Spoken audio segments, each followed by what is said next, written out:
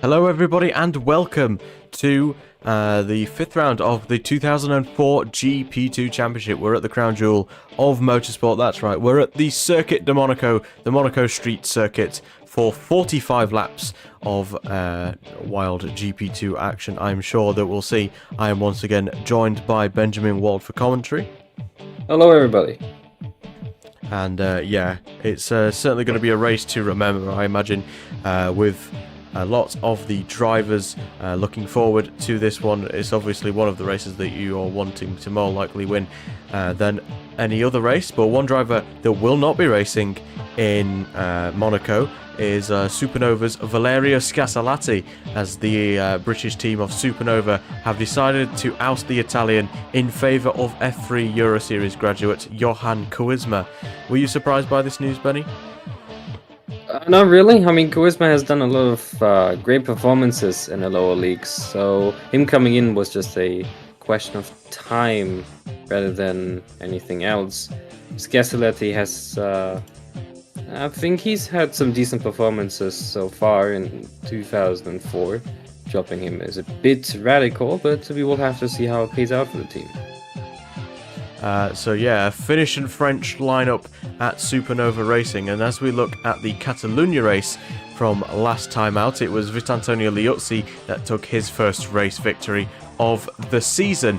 The Italian winning 11 seconds ahead of Heikki Kovalainen, despite the Finn, I believe, getting the pole and the fastest lap, was not able to claim victory. Enrico Torricello finally got on the board with Coloni in what was also their team's first points of the season in third, with Cleon, Briscoe, Auinger, Kaneishi and Davidson completing the points. We had 16 cars classified, but with only 14 of them finishing. Actually, no, Valander finished a lap down, Courtney crashed out on the last corner of the last lap, and there were the rest of the retirements.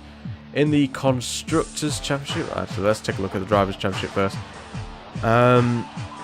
Heikki Kovalainen, with his third podium in 4 races, leads the way in the championship for Demblo Arvis, 4 points ahead of Vitantonio Liuzzi, now race winner in GP2, with Cleon and Jaime Mello in 3rd and 4th respectively. We've now seen 6 drivers so far this season scoring 10 points or more, with 16 drivers scoring points, including Valerio Scasalati, who is no longer on the grid. In the Constructors' Championship, Mirage Motorsport lead, but only by a slender margin. A good result for both Arden and Demblo Arvis sees them close up in the battle for the lead of the Constructors' Championship, with Chimera Autobacks in a comfortable 4th ahead of Supernova, but now with the dropping of Valerio Scasalati, then we'll definitely have to consider Supernova to possibly be a threat to come if Koisma can hold up.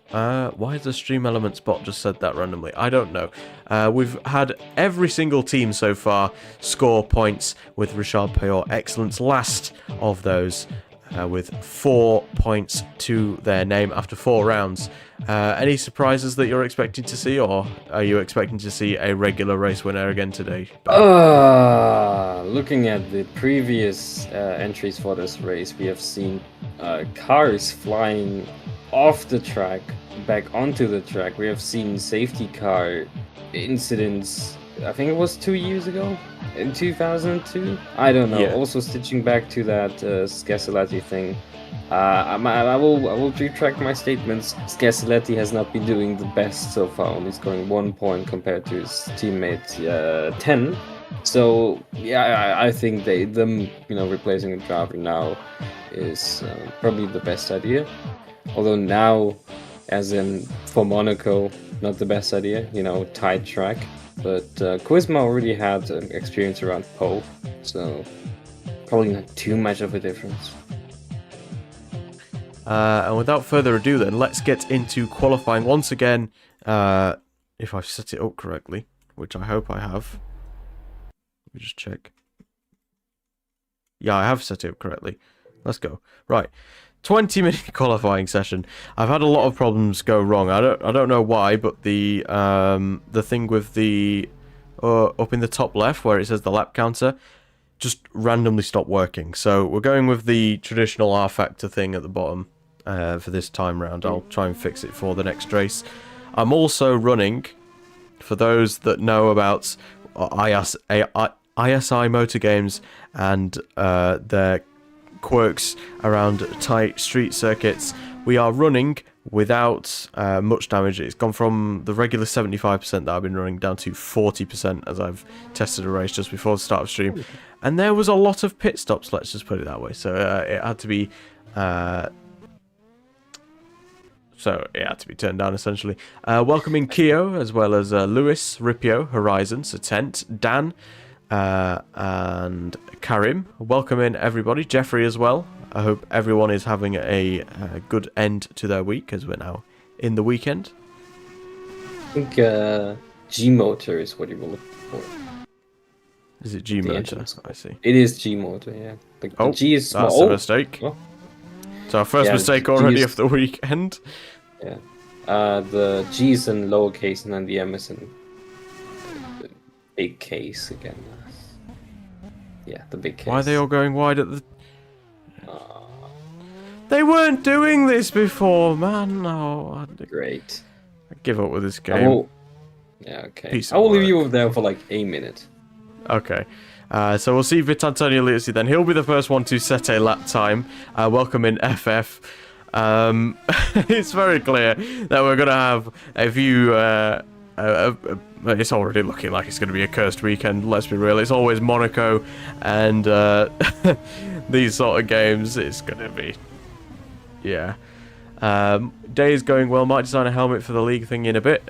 No worries, Horizon. Yeah, if you can join, that would be absolutely brilliant. Horizon is referring to GPFL, in which streamed yesterday. Finished in 3rd place, which is a good result. The AIs are now all missing the chicane, even though before they weren't missing the chicane.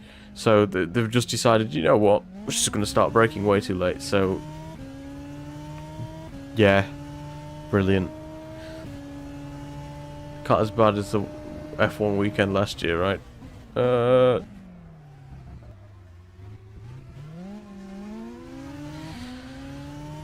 feel like we're just going to have to ignore that this weekend because the AI, for some reason, are just braking way too late into the chicane. They were working before. Why are they... Everything is the same. Why are they... Right. Hang on. This is going to get on my nerves.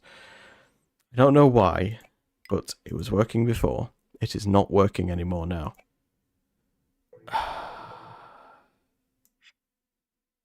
$95. See if that works. If it doesn't work, then I don't know what to do. Because it was working before on 100, perfectly fine, and now it doesn't work anymore. So I mean, Monaco is an anachronism to the G-Motor engine. I like the reference there. As a first driver out on track, it's Johan Koisma. Send the track. I can do that, I guess. Sorry about the cursed nature of the start of this stream already. For some reason, like, I don't know if anyone else has it, but when they, like, test stuff, it works perfectly fine. And then when you come to actually do the real thing, it all just falls apart. I don't know why. It happens almost every single time, and I absolutely hate it. Locations.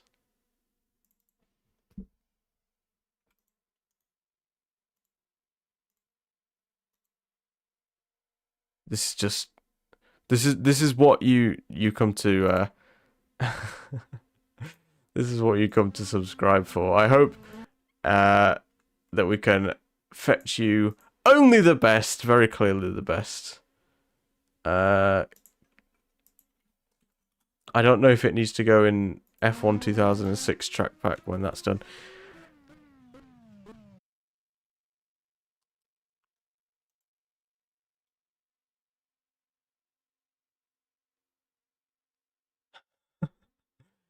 Oh dear. Nothing is going well today. Right.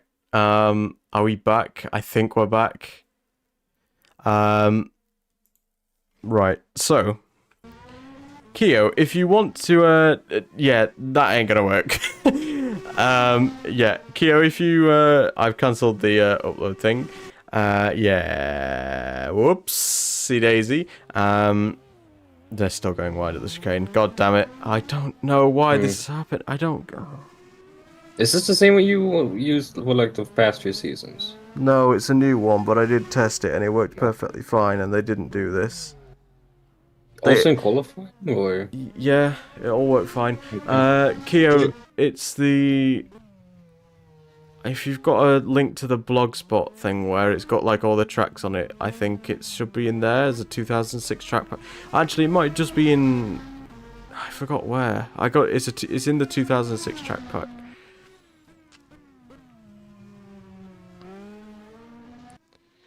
Streamer mode secretly affecting... Yeah, probably. Maybe they just do it on the outlet? Nah.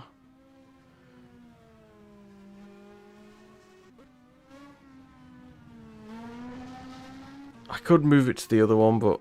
Yeah, I don't know. This just worked before, I don't get it. See, the thing is, though, with the past 2 seasons, I've used the 1988 version of this track, which is a tiny bit outdated. So, I mean, I can use it. If people want to see a less cursed race, I could fetch that, but it's also in itself quite cursed, that track. So, you know, it's either them going wide at this chicane for no apparent reason, even though I tested it and they were perfectly fine, or it's some other thing that will just crop up. Oh, I hate this game.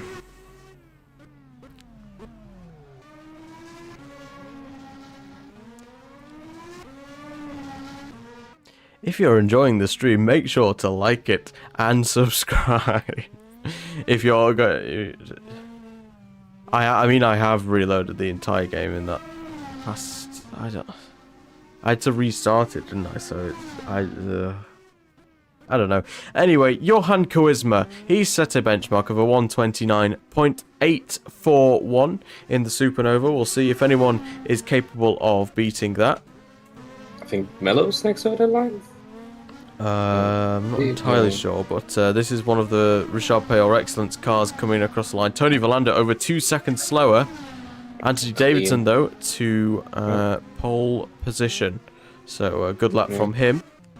His teammate Joao Paulo de Oliveira now making his way through the second sector. Yeah, it seems the drivers like to grace the barrier a bit there. We will just ignore that. Heading into the La Rascas corner, and then up to it's the 10's favorite corner, John Corner, I think it's called. John Corner. I like John Corner.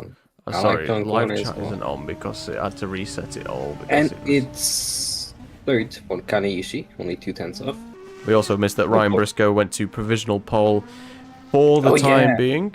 Enrico Toccacello to the front row as well as Christian Klein also out there on circuit right now. He's in the middle sector. He's looking to try and get another win on the board for this season, although that's a lot more wide than what a lot of other drivers have been going through that chicane, and he now makes his way to the final 2 corners, La Rascas and Anthony Nogues, also known as John Corner, and out towards the line he's going to be able to set a lap time of a 129.4, that is, so he'll put him 5th for now. And as of right now, we have got drivers from 4 different teams. Turismo, Coloni, Richard Payor Excellence, and Chimera Autobacks all out there setting the 4 fastest times. As that's Jaime Mello on the way to the pits, actually, getting in the way of Kosuke Matsura. Is he on a lap? Not entirely sure. I think he's on an out lap. He just posted one up, so yeah. Ah, right, okay, yeah. So Matsura went 4th, sorry, even despite, who was that in the way? Jaime Mello, so, yes. Great stuff. This is Heikki Kovalainen out there on circuit. He's about to start his flying lap as he makes his way through the chicane. He'll be looking to start his first lap of the session and try and get himself towards pole position. If Kyo somehow magically manages to fix the chicane problems, I don't know if she's going to be able to, or whatever she's planning to look at. I'll try and get that working then for the race, hopefully. It's just quintessential like R Factor and F1 challenge shenanigans, isn't it? Where just stuff just fails to work when you actually get around to doing it. But alas, we are looking at Heikki Kovalainen now into the second section as he makes his way through Mirabeau and into the Lowe's hairpin. We might see some overtakes into that corner. Heavy braking zone, of course, despite not on high entry speed through that corner. Could see a couple lunges, maybe inside, maybe even outside through that corner if a couple of cars get stuck behind a train. And now he makes his way down to the heaviest braking zone on the circuit, the Novelle chicane. And as we've seen so far, going wide through that part of the track. So obviously suboptimal there from the Finn, as he now makes his way to back, one of the most heaviest committing corners that you need. Swimming pool chicane, nearly flat out, might have been flat out actually from the Dembla Harvest driver, a bit wide there, as we've seen from a lot of the drivers, and he's had a half spin there. So he's going to be losing a lot of time from that one. And now towards Larascas, the Finn. And into the final corner of Anthony Nogues. And this lap time will be good enough. Probably somewhere towards the bottom of the pack, where his teammate Tony Valander is. Yes, it'll be exactly that. So, yes, the two Dembla Harvest cars actually bottom two right now in terms of times set. So it's not looking good for them right now, as Yannick Schroeder and Bernhard Auinger both set out on a lap. I think Bernhard Auinger has actually just set a lap. He's gone 8th fastest, that is. So he's actually with the early Arden. Have the track. Same thing's happening with you.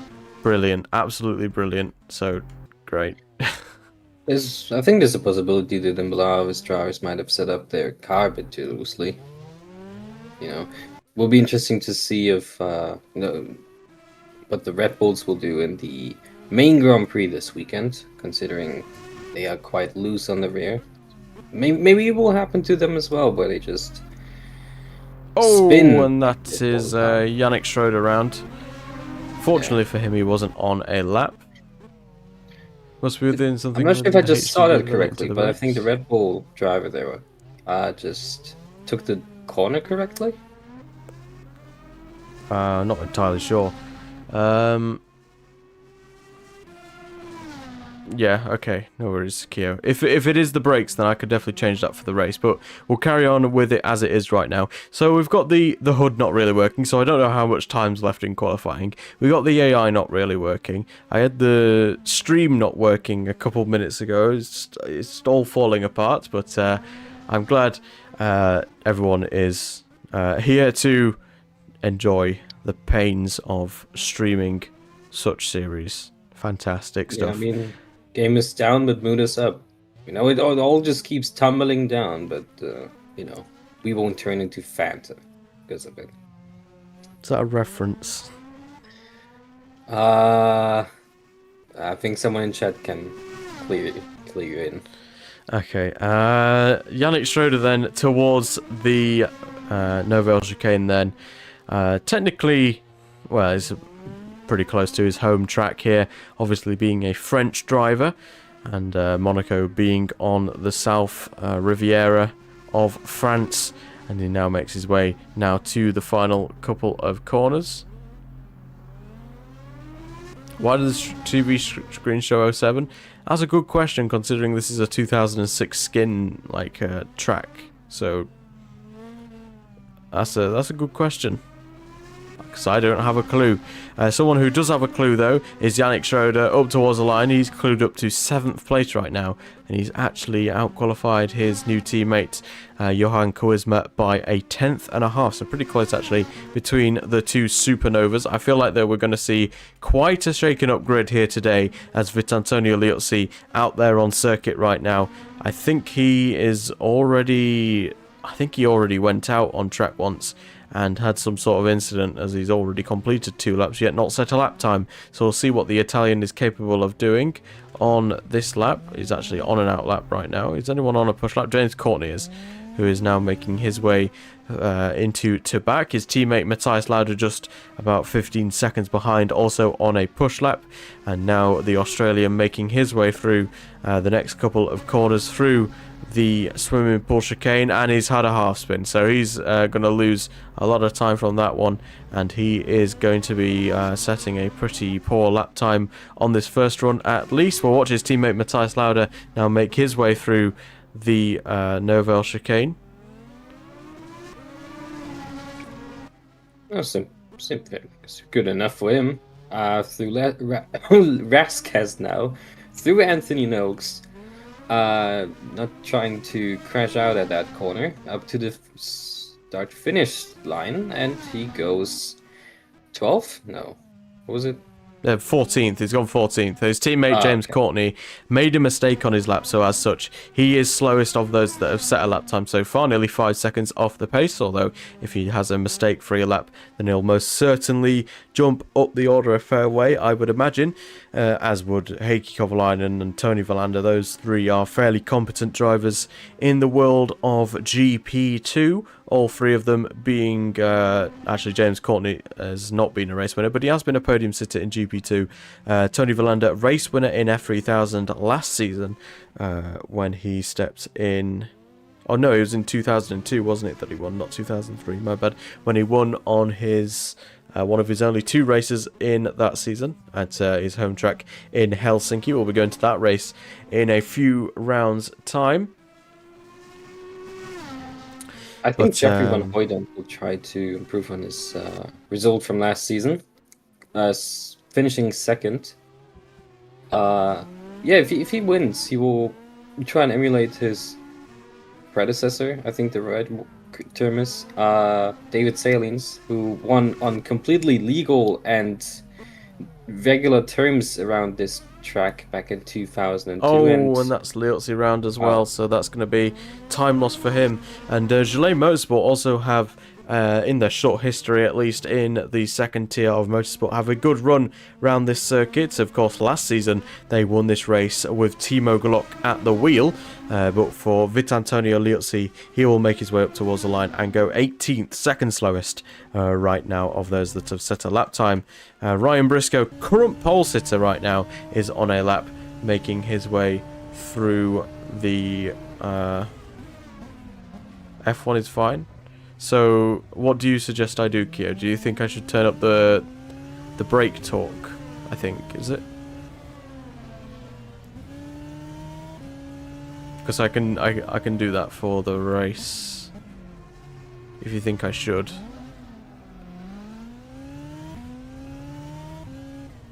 Because I believe it's all one shared HDB, so it shouldn't be too much of a hassle. Ryan Briscoe then making his way through the last corner, and the Australian will make his way up towards the line. Is it an improvement? It is not an improvement. He goes 5/10 slower on that lap, so not a good lap time from the Australian. The Austrian, though, of Christian Klein, currently in third place right now in the Mirage Motorsport, and with his championship rivals down the order, he'll be looking to capitalise on this if it stays as it is. Matsura also putting in a good job. Anthony Noakes at corner, not John Corner. I think there's someone that's someone off. Yeah, that's GP Motorsport car, I think. I think it was, yeah. It's who is that? Jeffrey Van Hooydonk, who you were bigging up for a potential race victory today, has actually just crashed on his qualifying lap. So he is staying out for some reason. Okay, interesting tactics there down at the Belgian team. And this is Kaniishi making his way up towards the line. Currently less than 2 tenths away from pole, nearly crashed into a supernova there on pit exit. But he does not improve on his lap. He does a 30.2, which is not a good lap time at all. It seems that I think quite a few of the drivers are struggling with the brakes, clearly. And yeah, it's they're really struggling with the brakes. So I think we're definitely going to see a mixed up grid, and I feel like it's going to be difficult for those that have already set decent lap times to improve upon those. Fabio Carboni, though, yet to set a lap time in this session, and he is on a lap currently. I'm somewhat surprised that, or not surprised that Juan Quisma,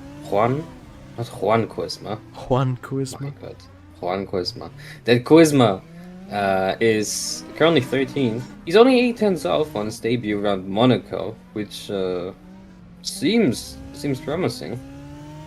The young Finn. Finn, okay. Having been... sorry to interrupt. Vitantonio Liuzzi's just improved to go into the 28s. He's now a quarter of a second ahead of Ryan Briscoe on pole position. So Vitantonio Liuzzi certainly going to work in trying to catch up to Kovalainen in the championship. Kovalainen himself just starting a lap time now. He's down in 18th right now as we see Fabio Carboni now make his way through the second part of the swimming pool chicane. What can the Brazilian then muster up in the Coloni? Only time will tell as he now makes his way through the last corner.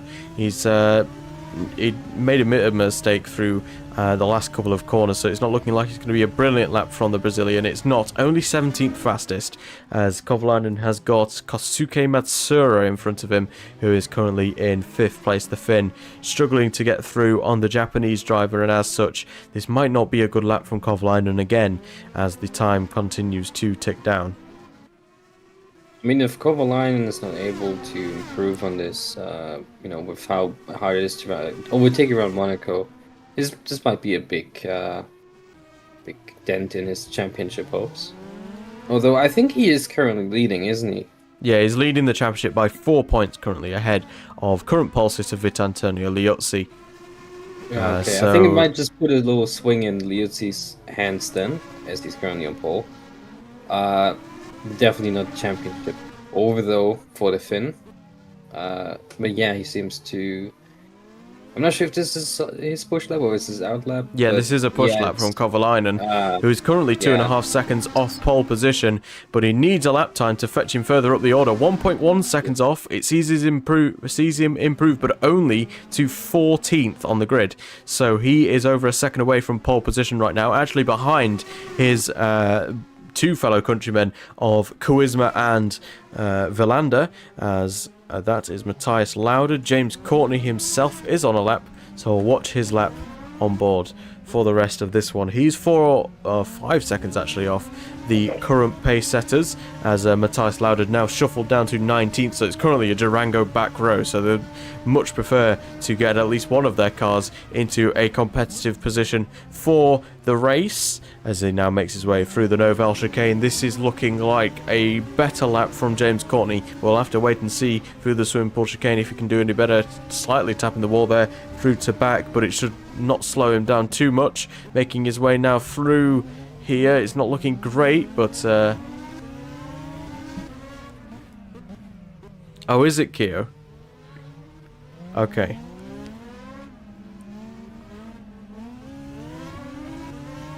Okay. James Courtney then up towards the line. A much better lap there from the Australian, as he goes 9th place, just ahead of GP2 race winner Jaime Mello. So he's currently on a lap as well, I imagine. Yes, he is. As a yellow flags down at Sector 3. That's one of the Chimera Autobax cars that has spun round. Luckily, no damage for them. But it's certainly going to hinder Jaime Mello as well as Yannick Schroeder, that is, as the two battle into Raskas and through Anthony Nogues. Jaime Mello is going to hit the wall there. He's going to be able to carry on ahead of the Frenchman, and the Supernova driver is not going to be very happy with that one. Neither one of them is going to improve, as the checkered flag has now fallen. So those drivers that are currently on a lap will have to cross the line and complete it. And João Paulo de Oliveira fails to improve. He stays in 12th. Bernhard Auinger is another driver looking for an improvement, especially with his teammate on pole position as of right now. Heikki Kovalainen also still out there on track. He's been shuffled down to 16th at this current stage of this race. We can make that 17th as Gian-Maria Bruni finds time in the Gillet Motorsports car. So now for Heikki Kovalainen, it's now or never for the Finn to get a good lap time on the board once again, locking up through the Novell chicane. So we'll see if this is any good from Heikki Kovalainen, currently over a second away from pole position as it currently stands, and this could be the chance that Liuzzi needs to take a championship lead out of the... Oh, that swim towards chicane. He's made a mistake there, drifting through that corner, and as such, I don't think it's going to be an improvement for the Finn. Now through Raskas into Anthony Noakes, and will this lap time be enough for the championship leader to maybe get himself maybe into the top 10? We'll have to wait and see. Up towards the line for Kovalainen. No improvement. 17th on the grid at best as Matthias Lauda across the line. He improves, but still remains 20th. So it's Vitantonio Liuzzi on pole position. Crucial for him in the championship race. Ryan Briscoe on the front row. We've seen how good he can be in qualifying, with Enrico Toccicello continuing his good form in third. Christian Klein in fourth, with Davidson, Matsura, Kaniishi and Verlander completing the top 8. James Courtney with that good lap right at the end of the session in 9th, with Jaime Melo completing the top 10. Yannick Schroeder in 11th. Joao Paulo de Oliveira in 12th. Berhard Auinger, Johan Koisma on his GP2 debut. A decent start from him in 14th, with Carboni, Bruni, Kovalainen, Van Hooijdonk, Katsuoka and Matthias Lauda back of the field in 20th place, albeit only 1.4 seconds away from pole position. Leaving space in qualifying, whatever happened there? I mean, why is Kovalainen not backing off? I don't know, maybe he got a bit too greedy there to get a lap in, as putting him near his championship rival who's on pole. There are reports coming in that all of these brake issues are happening because it seems Red Bull mechanics have spilled Red Bull all over the braking zones. I'm not sure about that, but if that's true, then seems like Liuzzi has surprisingly taken the most out of that, or best advantage out of that. Koisma has had a decent qualifying session, as he has said. But I'm not sure if Scasoletti would have done worse or better. Probably worse. Okay then, we'll be back in a few moments, and I'll also try to sort out this Monaco track so we can hopefully have a much more clean race. Don't go anywhere, and we'll be right back.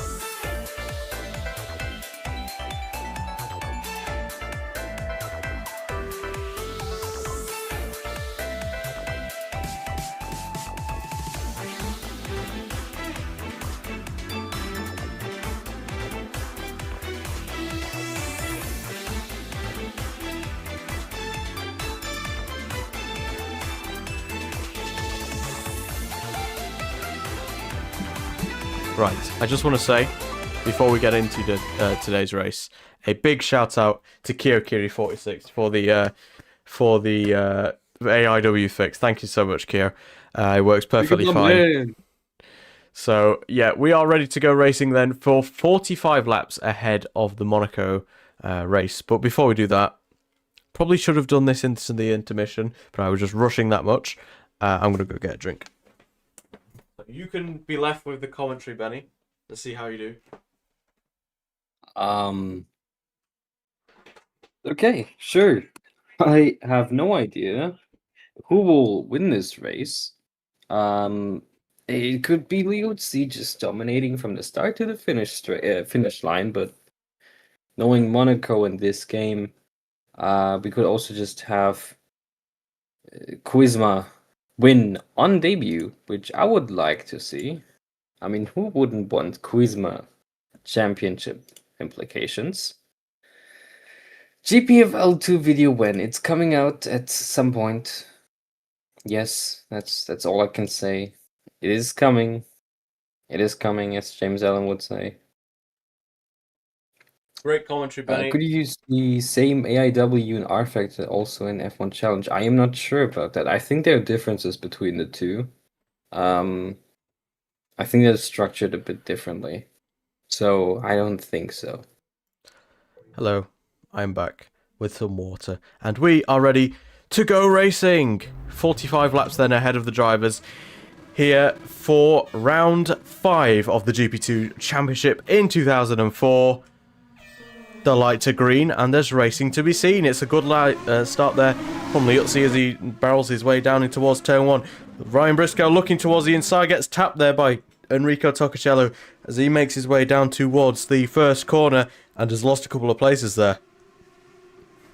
I think he was dropping off quite far back as we saw into turn 1. Now Toccacello is in second, Davidson up to third. They're hitting a bit of the barrier, trying to get through there on their cold tires. Kovalainen, is he up to 17th or did he start there? I don't know. Started there. Okay. See the drivers try to make moves to the hairpin. Now Toccacello is trying his best to get past Liuzzi. At the start of the race, just trying to keep him behind afterwards, but I think Davidson also one of the Chimera Autobacks cars just started to cut in there. Hit the wall there, Kanayishi trying to look up the inside of Ryan Briscoe, and as such has lost a bit of time there. Maybe a bit of damage on his car. We'll have to wait and see on that one, as I hope my car gets recovered soon. Great. Oh, David Saliens. Liuzzi is trying his best to already create a gap. Toccacello and Davidson seem to be losing a lot, battling against each other. Yeah, then it's just a big gap to Christian Clean, around 5 seconds. I'm not sure if anyone had issues there going off. Well, they're battling pretty hard there, clearly. Yeah. As well as Davidson and Toccacello, who are currently battling with each other. I just want to check. Is there any... What is this? What are you doing? Go back. He's not going back. He's not going back. He is perpetually stuck in the forbidden afterlife, is my AI, so that's brilliant. Mm-hmm. Just a long snake from Christian Clean downwards. It seems that Christian Clean is holding up a lot of the drivers right now, as there we see an overtake by Kataoka. I'm not exactly sure, Jeffrey, as that is a car without a front wing. That's Jaime Mello, who's making his way through the second lap without a front wing. Let's see what happens. We've seen so often the case with Jaime Mello that he's quickly found himself in trouble with damages. He's made his way up the inside of, I think, one of the Supernova cars, I think that was, into the last corner, has paid the price quite dearly there. He's lost his front wing, and he's going to fall all the way back down the order then. Got bullied out of the way there by... Was it Schroeder? I'm not entirely sure. But yeah, just you make just one mistake, especially around Anthony's nose, and your nose is just gone.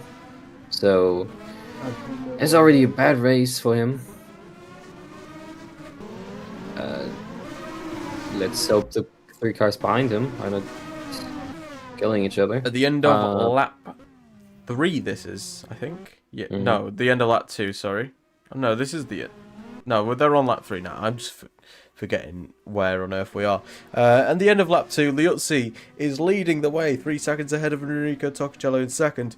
Quickly being followed, though, by Anthony Davidson, who's struggling to find his way through. As they now head through the casino square, them both hitting the wall there on the outside a little bit. Davidson, could he go for a move up the inside? He's not going to be close enough to make that move. It's obviously quite difficult to overtake here in modern day motorsports, as we can clearly see here with Anthony Davidson is really struggling to find any way through. Christian Klein has finally picked up the pace as the two ahead of him continue to battle. He's about 6 seconds off the lead right now, with Ryan Briscoe, the front row starter, 5th place, just ahead of his teammate Kosuke Matsura. So the two are now up the order quite a bit, and yeah. Hello went into the pits and the game just said no? Really? Oh yeah, what? I don't know what's happening with Jaime Mello then. Strange. Yeah. At least Davidson is trying his best to keep himself behind Torricello there.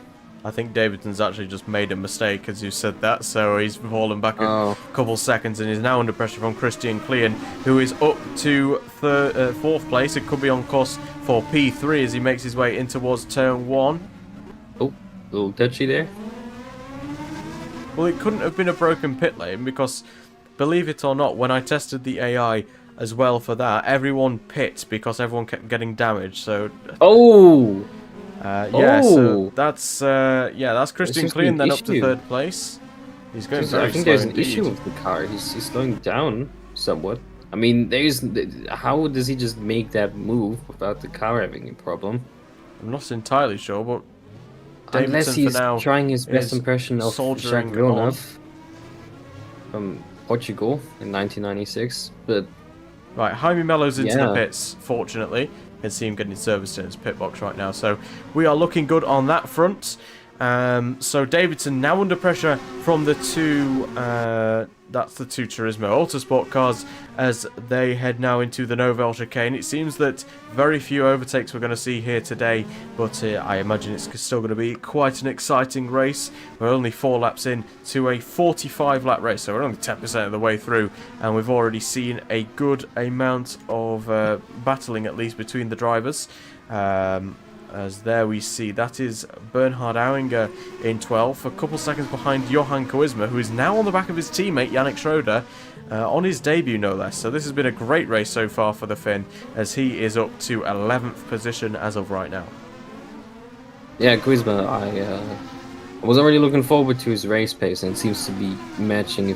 It seems to be matching his teammate right now. Yannick Schroeder, not the worst person on the grid, definitely one of the better ones, I would say.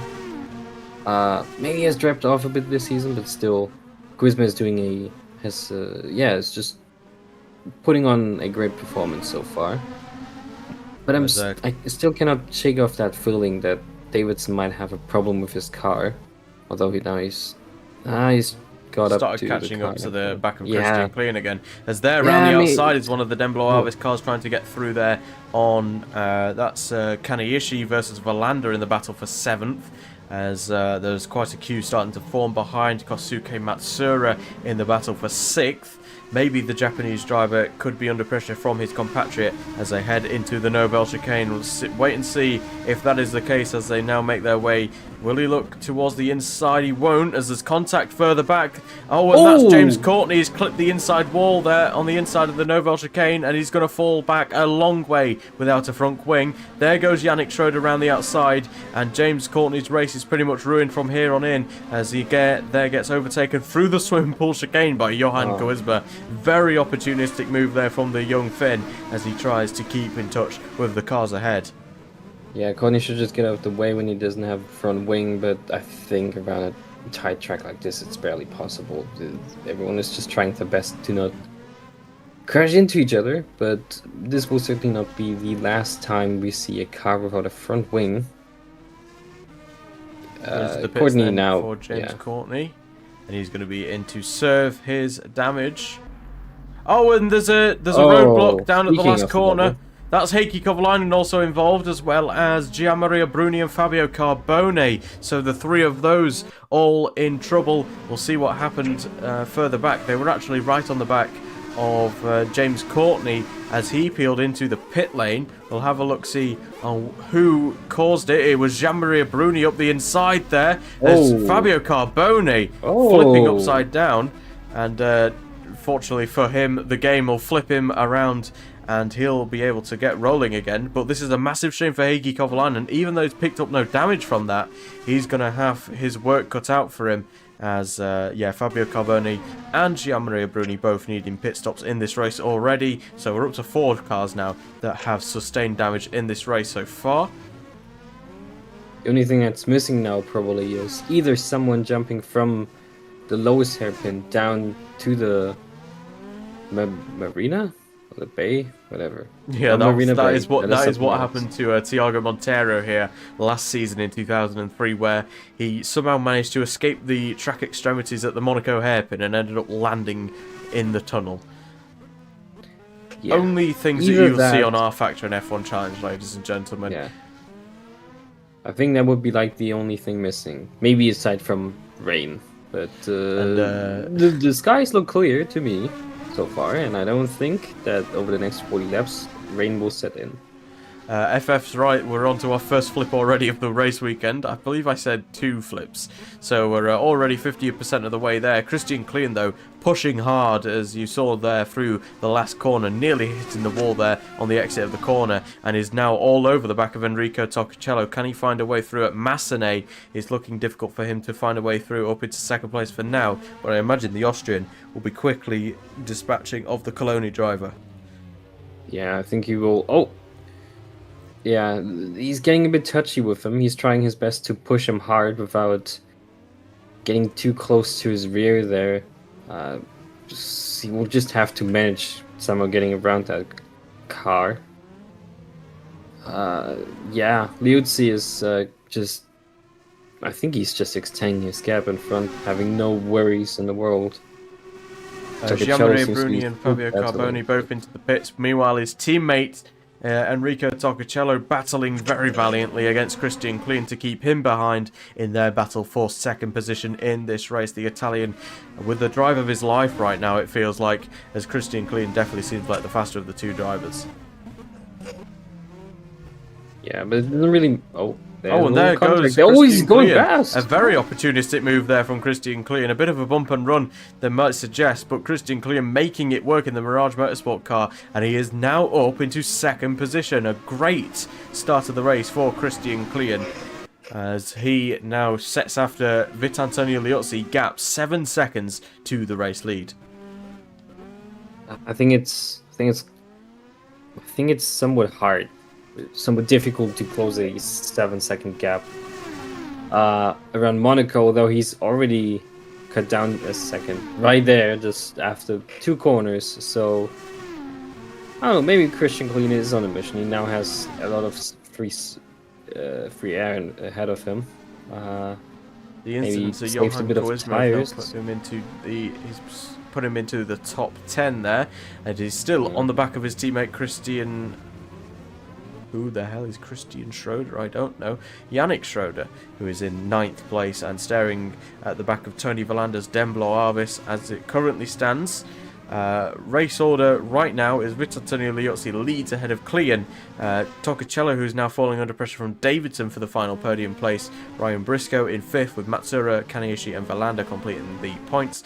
Schroeder Kawizma on his debut up to 10th place after starting in 14th, so he's up 4 places as Bernhard Auinger, Katoka, Joao Paulo de Oliveira, Lauda, Van Hooijdonk and Kovalainen, last of those to not yet have a pit stop, although was severely held up at the last corner with a crash that happened there a couple of laps ago. Courtney, Mello, Carbone and Bruni, all teams and drivers that have serviced a pit stop already due to damages, and I don't know if they'll be into the box again before the end of the race, but it is a very long one in this race. 45 laps for the drivers to contend with, and for Matsura, he's now being pressured by Kaneishi, not for the first time in this race. He's doing good right now of soaking up the pressure of several cars currently behind him.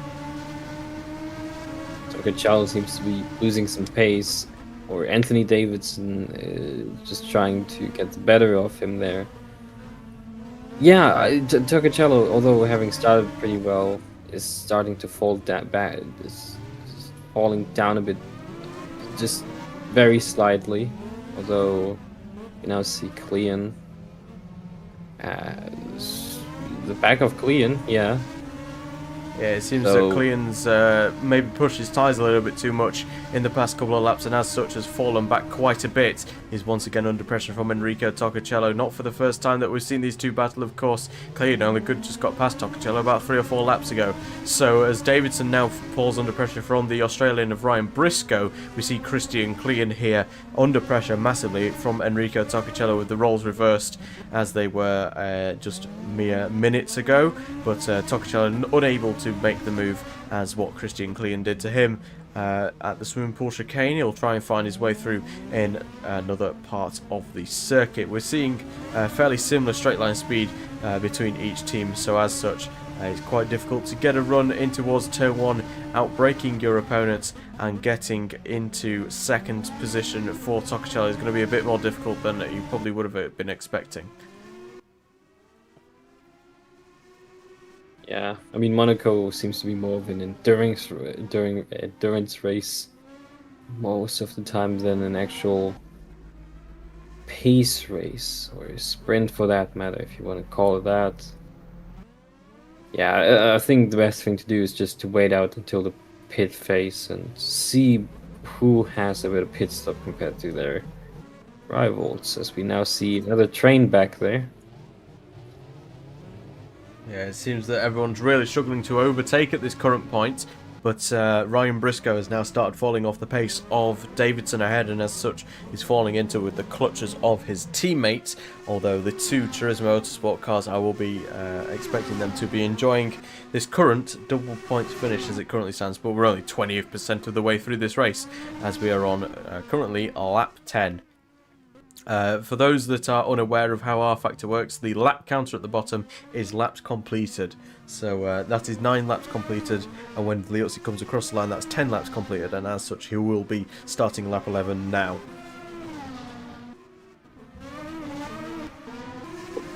Well, people would already, or at least one person would retire from the race, but only having, what, 4 front wings lost is probably better nutrition rate than usual around here.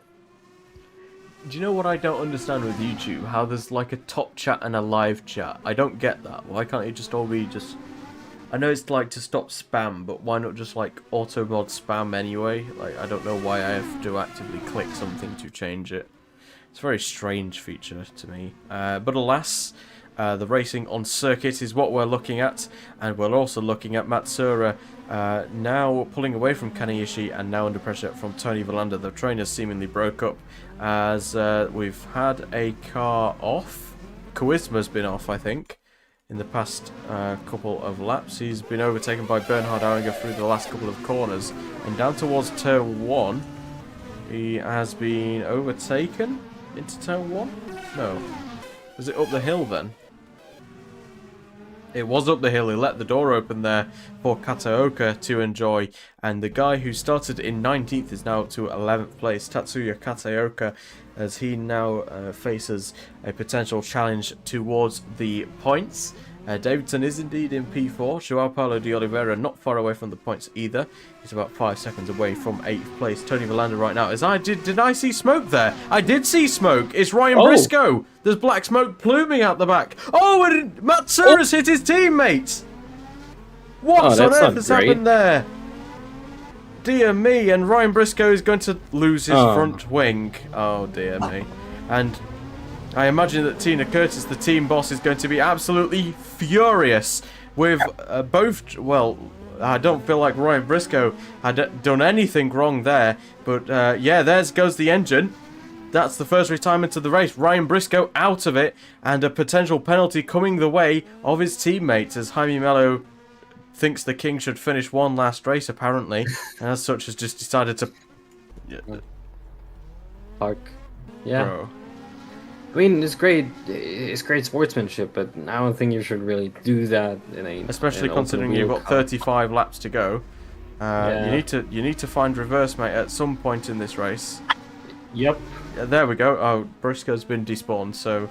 Unfortunately for Ryan Briscoe, he's out the race, and his teammates might come under hot water with the stewards for that one. Yeah. Yeah. Yeah, I have to agree on that. Currently dealing with a dog here in the booth. It's not great.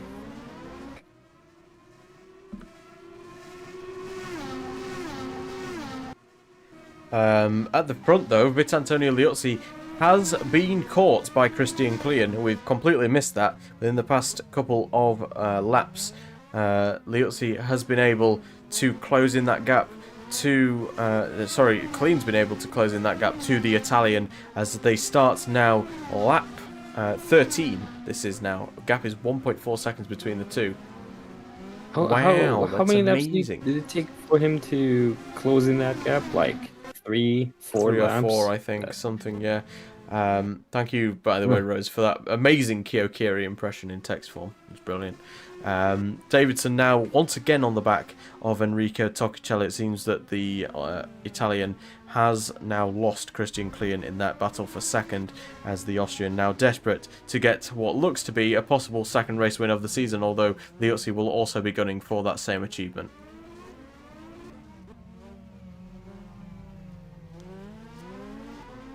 Yeah, currently they just have to hope they don't make a small mistake, lose any part of the cars, or in Ryan Briscoe's case, blow up. Kia, were you here, by the way, when that incident just happened between Matsura and Briscoe? Because that was Matsura that pushed Briscoe, who was having an engine failure already, so...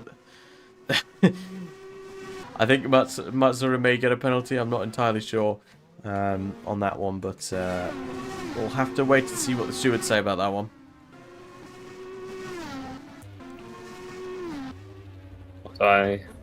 It's probably just going to be a 5-place grid drop for the next race, but less, yeah. Here we see, this is Yannick Schroeder, now up into the points thanks to that retirement from the Australian. With Kataoka, that is, directly behind him. His teammate Johan Koisma has fallen down to 11th place following a pretty defenseless couple of corners in which he lost a couple of places.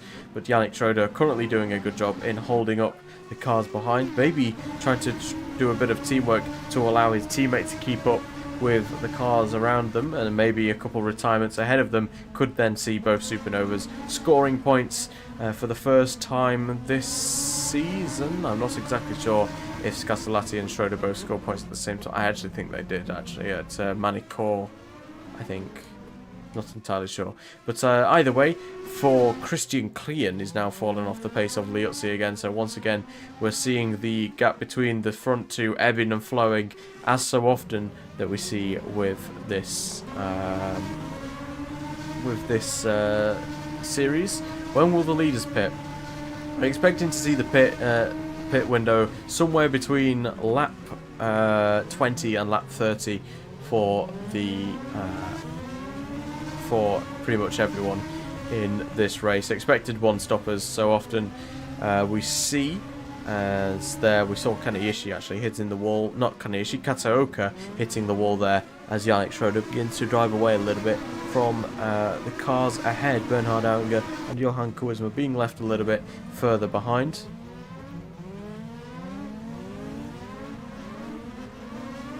Kovalainen trying his best to climb up the grid again now in 13. Yeah, I don't know, he's had a pretty unfortunate weekend so far. And, you know, coming back into the point is a possibility with being a driver of his caliber. So, yeah, I mean, Matthias Lauda in front of him probably won't have the defensive skills to put up a fight. But then again, he would also have to get past a few cars in front of him to get into the points. Yeah, Kovalainen really struggling to make overtakes work around this circuit. He's only actually up 4 places from where he started, and he's been gifted most of those positions due to crashes around him.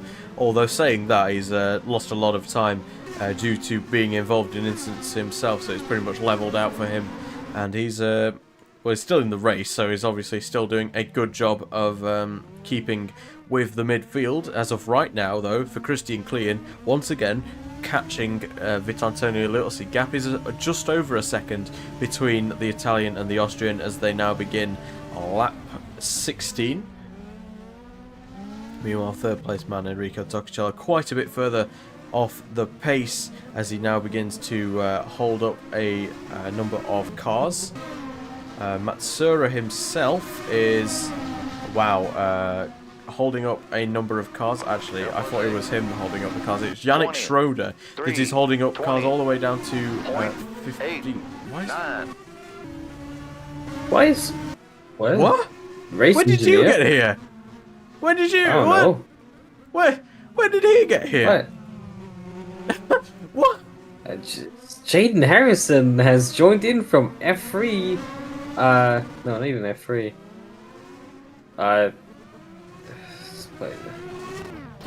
Wildcard, and he's dead. Great. Put him over there. Yeah. Is it possible to, like... Has he got all 4 wheels on his car? He has. Oh, damn it. Annoying. Shaking my damn head. I've resurrected myself from the depths of Monaco hell. From apartment 104B.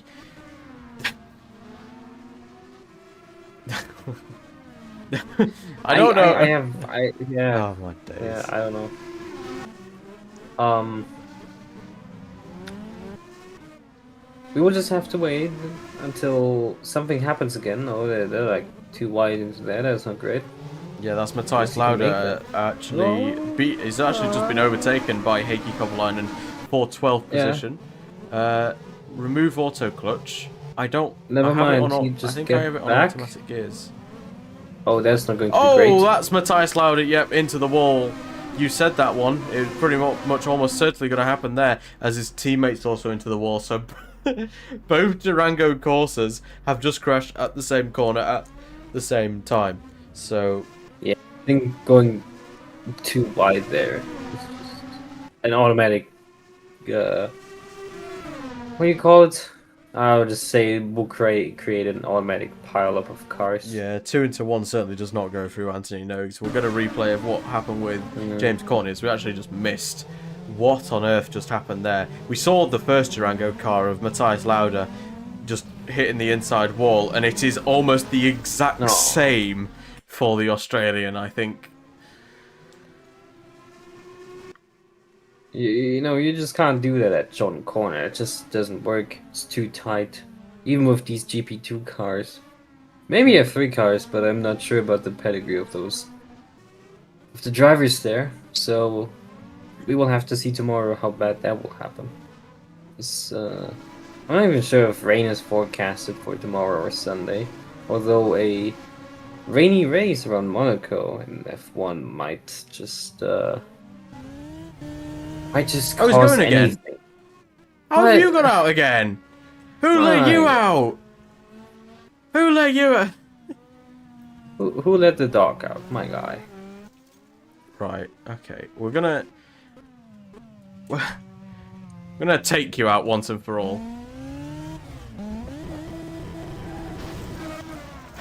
What? My word. Oh, that's sorry to interrupt. That's Christian Klein slowing from second position. And Christian Klein's out. What has happened to the Austrian? I Like I was just focusing on the madness that was my AI, and for some reason Christian Klein's car's conked out. It's the suspension. Look, it's the top front left suspension. It is, yeah. From second place, Christian Klein out the race. Unbelievable. And it now rests on last place man, Jaime Mello, to score points for Mirage Motorsport. This is disastrous for the Constructors' Championship leaders. Unbelievable scenes, as Christian Klein is very clearly going to be quite frustrated with this one. And he's going to be out of the race. Championship implications, ladies and gentlemen, as Christian Klein now becomes the second retirement of the race. Lads. Please. Lads. No, not the threesome. This is public TV. This is public TV, my guys. Just get past him. Just leave him there. Oh, you don't have to. Ah, great. This is welcome to R Factor. Oh, and that's one of the Colonies as well that's just crashed. Can I just... How are you still in the race? No. It's fine. No.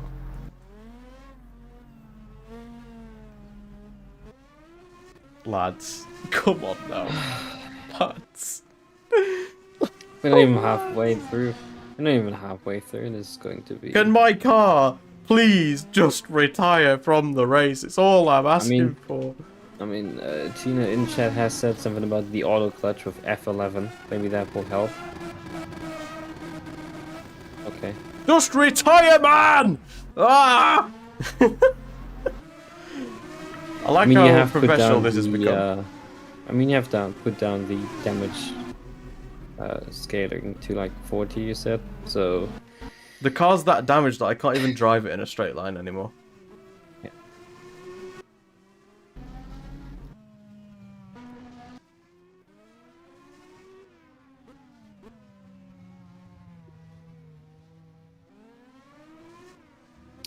This is a pretty uneventful race up so like far. Now we see the Autovex car sliding a bit there.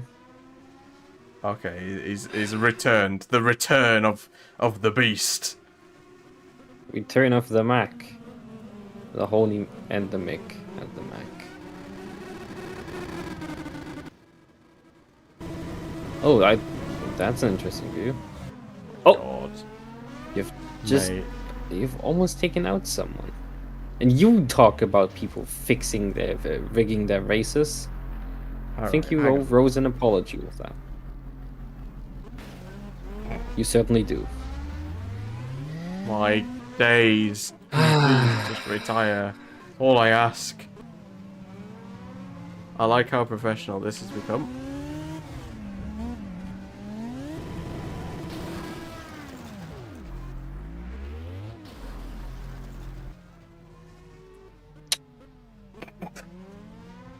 This is going somewhere. What have I done? Oh no, what have I actually done? What? Hello? What are you doing? My days. Boys. I don't know what I've done to the minimap. I've broken it.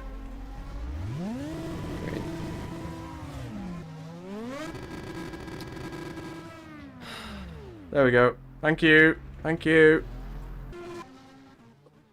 I don't know what I've done to the minimap. I've broken the minimap. What do? It's seems to be. Isn't there a hotkey that you can like change the like view of the whole map to like rotate or be static? What? Oh, what? What? Sure, My you guy, can park you're not. there. Yeah, sure. I mean, you're not Thiago Montero, but fair enough. Although, if you, what is this menu? Oh, never mind. That's you.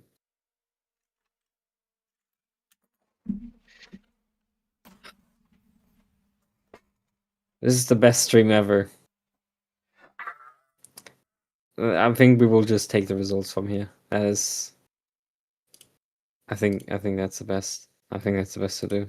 Didn't even Yeah. press anything, it just crashed on its own. Yeah, I think it just couldn't handle Jaden Harrison trying to compete in GP2. Yeah. Well, that's all for today, guys. We will see you tomorrow. We're doing with it again. F- I don't care. No. No. Right. Oh. Can you at least shorten the race distance?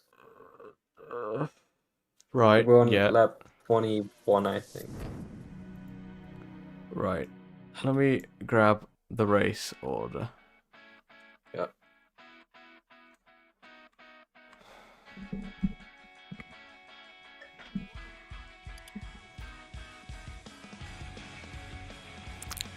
This is testing my patience to an unbelievable amount.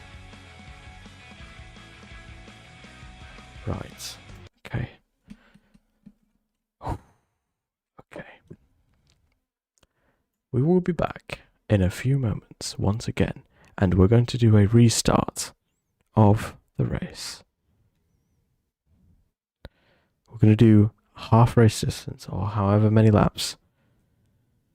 And it is going to be, 25 lap race. We'll be right back, and we'll have the grid order as it was at the end of the previous lap. I'll be right back. And I will What's also be... God damn it.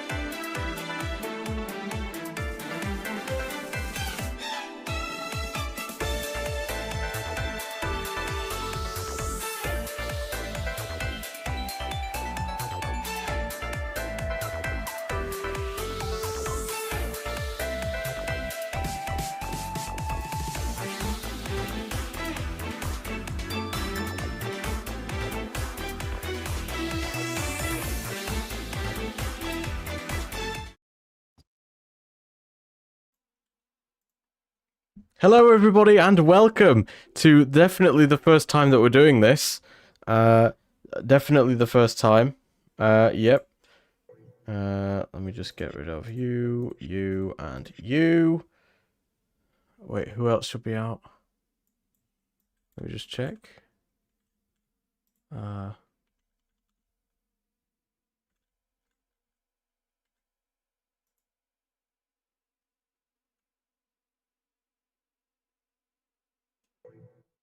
Okay, right, so I think...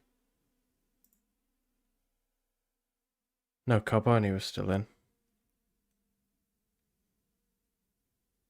Briscoe's not on. So, yeah, Briscoe's not. I can't take myself out. Briscoe, no, I've got it wrong. Hang on, sorry.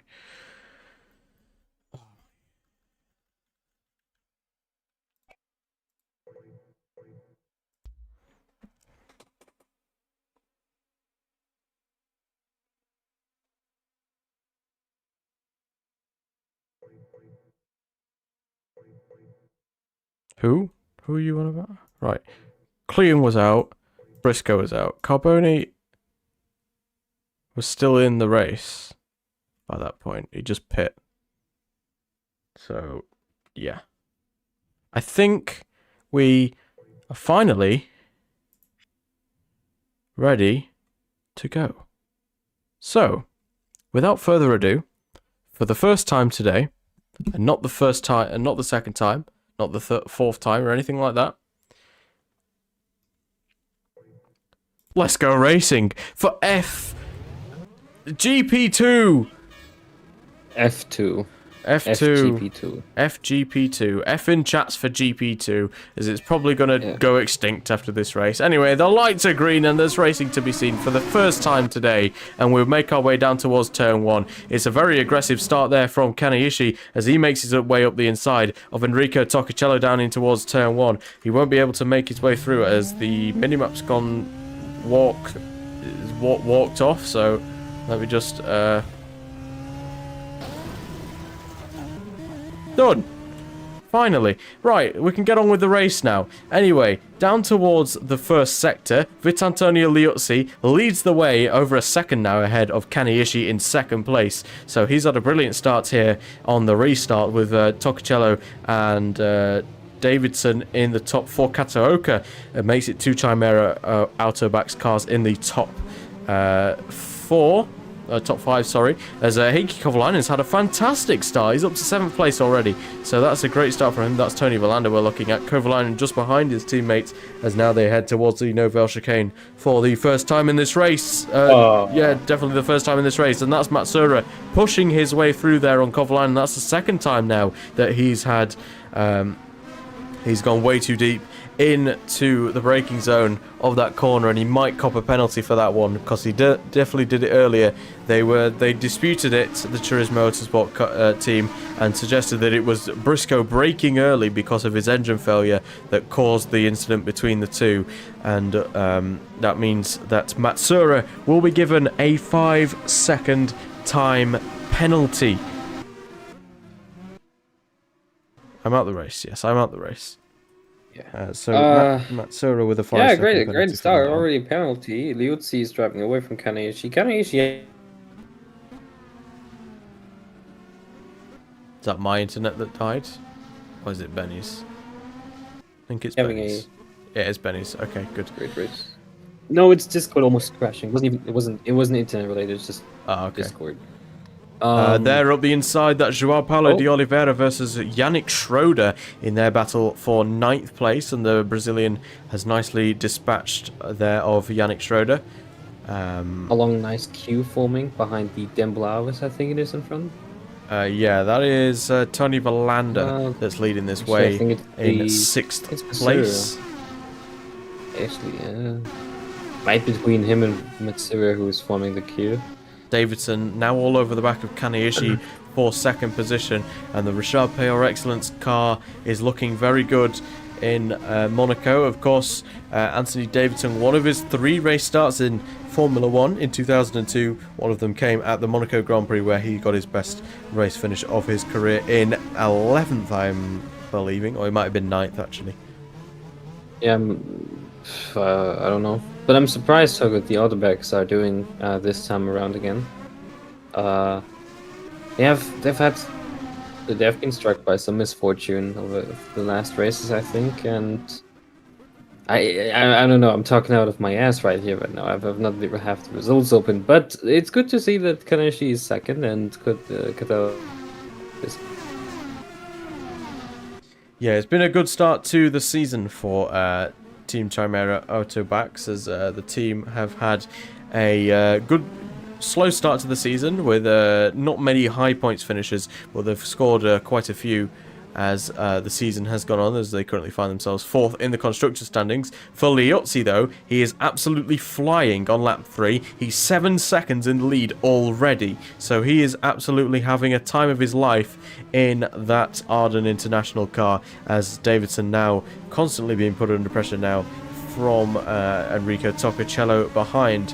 So it is Team Spain versus Team Italy as they head into the chicane, which is on the French Riviera. There's contact between the two, and Toccacello not quite able to find his way through, and Davidson surprisingly getting the better exit through the corner, as there Bernhard Auinger and Joao Paulo de Oliveira battling with each other as they head through the Nouvelle chicane themselves, and de Oliveira getting the better of Auinger to stay ahead in 9th place. He's defended that position, as there is Johan Koisma. He's down in 12th place right now, albeit still right behind his teammates.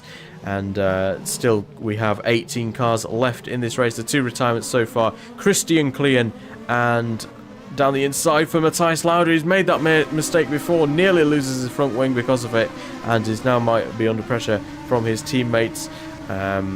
James Courtney in towards the first corner, not quite, as I was saying. Ryan Briscoe and Christian Klein, 2 fairly big names, both out of this race so far. So as they head now to the second sector here on lap 4, Davidson still fending off Toccacello as they head towards the hairpin, but they're both still trying to reel in Kaneishi, and I think they are actually starting to reel him in at a rate of knots. So we'll have to see if Davidson can make a move on Kaneishi for second before Toccacello is able to rear enter the podium places. Yeah, I think Davidson has the pace to get up to Liuzzi, but a gap of 8 seconds is quite a lot.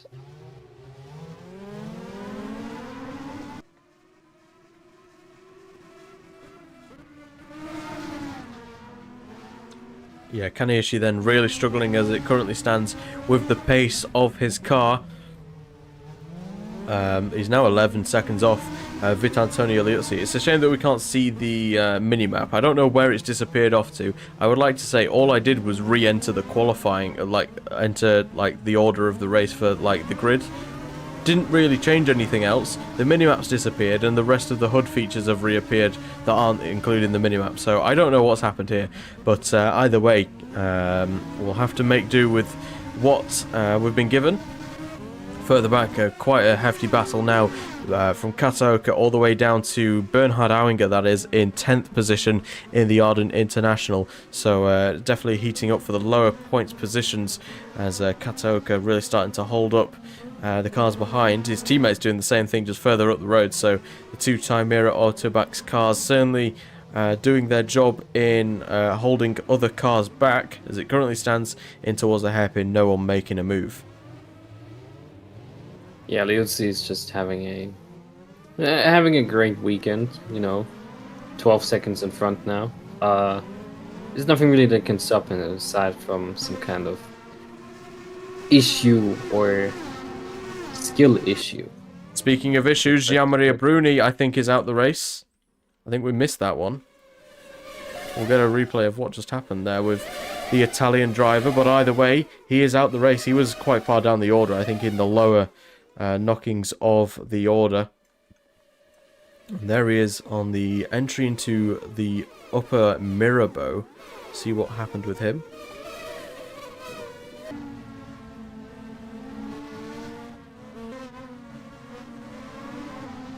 Not exactly sure what's wrong with this car. Ah, it's the suspension. You can see there on the rear right.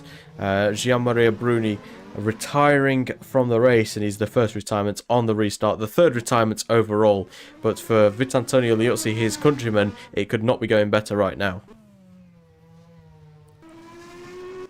Yeah, Liuzzi seems to be like the only person to have not run into some kind of problem, so makes sense that he's leading by 12 seconds. Anthony Davidson is really starting to struggle on pace. Sorry to butt in there, but he's dropped 5.5 seconds to Kaneishi in second.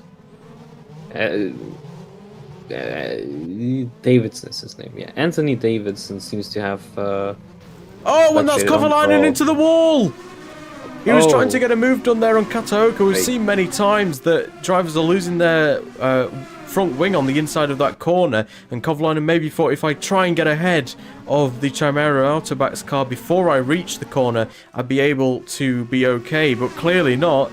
Kovalainen becoming another cropper of that inside wall at the final corner, and he's now going to fall drastically down the order. Of course, because in the restart during the red flag, all the drivers that needed to serve their mandatory pit stop have done, and as such, no one is going to be stopping to pit until the end of this race unless they have some sort of damage or mechanical failure, and as such, Kovalainen should be falling all the way down to the back of the pack now. Yeah, before the race restart, he was involved in, not directly involved, but he had to hold behind two people crashing at that corner, going too wide into it, and now he's done the same mistake. I think he's just pretty unhappy with his weekend, and he's getting a bit too greedy with the overtakes around here. Yeah, he was destined not to have a good result here at Monaco, as that's Kataoka looking towards the inside of Enrico Toccacello. The Italian has not taken the opportunity to overtake Anthony Davidson for that final podium place, and nearly regrets that decision, as he's now being heavily pressured from the cars behind. Yeah, Anthony Davidson so far seems to be the driver with the most fluctuating pace in this race. Sometimes he's close to the car in front, sometimes he's losing roughly 20 seconds. Is this guy even driving?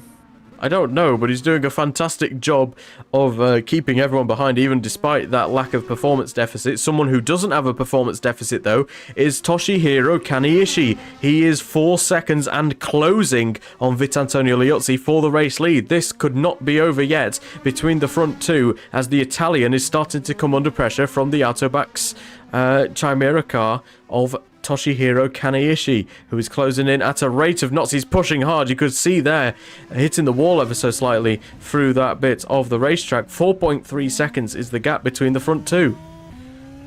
Yeah, it seems like the drivers somehow get closer together, and after being close together for a few moments, they spread out again. Maybe it's down to tires, maybe it's down to managing cars for some reason. I am not entirely sure.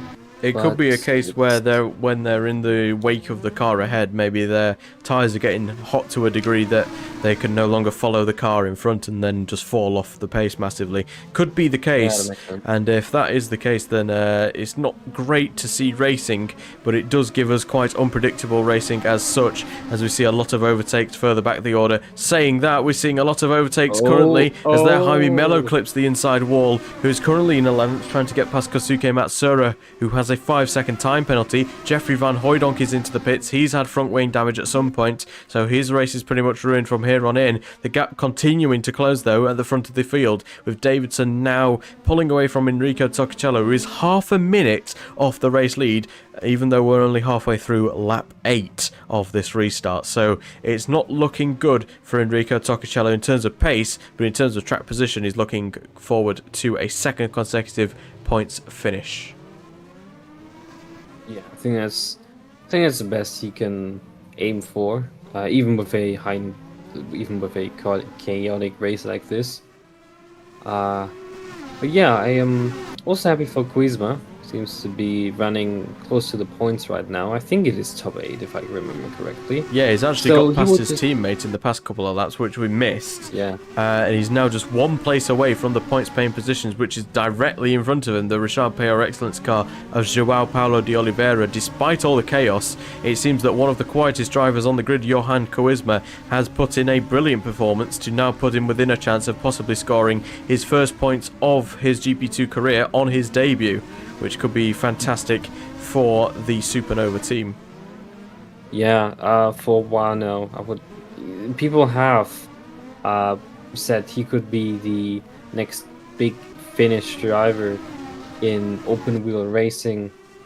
We will have to see if this is the case. But if he puts on performances like this, where he just gets into a car and can on debut score points, he will definitely be a future star.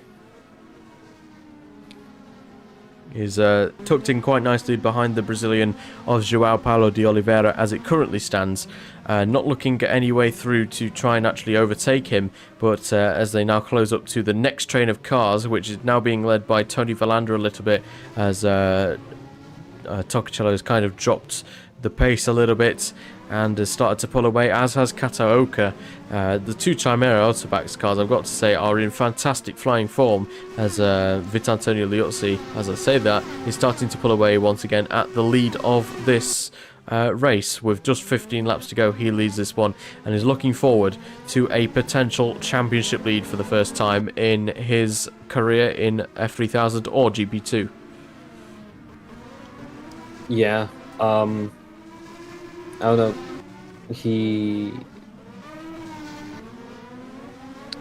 No, I'm actually just looking at the F3 standings right now, and Christmas actually only scored 3 points so far, which is surprising. So maybe he's just more acclimated to the GP2 car, or at least that's what feels better to him for this season, having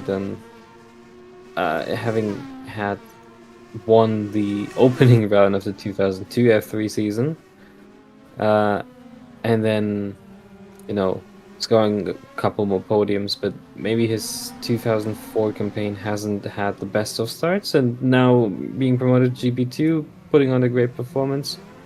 Yeah, no, this will certainly bring up his mood. Well, it's certainly been a case of again. Rather than a lack of pace, he's down the order in the championship in F3 Euro Series, and more that he's been just on the blunt end of poor reliability of his car. 3 times in a row he retired, and all 3 of those races he was in the top 5 at the time. So he's definitely a capable point scorer in F3 Euro Series on a consistent basis, and Supernova has seen that, and as such have picked the Finn up despite his lack of results so far in 2004. Yeah, but it seems to be paying off for them, so it was certainly a great choice. Another driver who seems to have picked up the pace that season was... who was it again? Actually, let me look at it.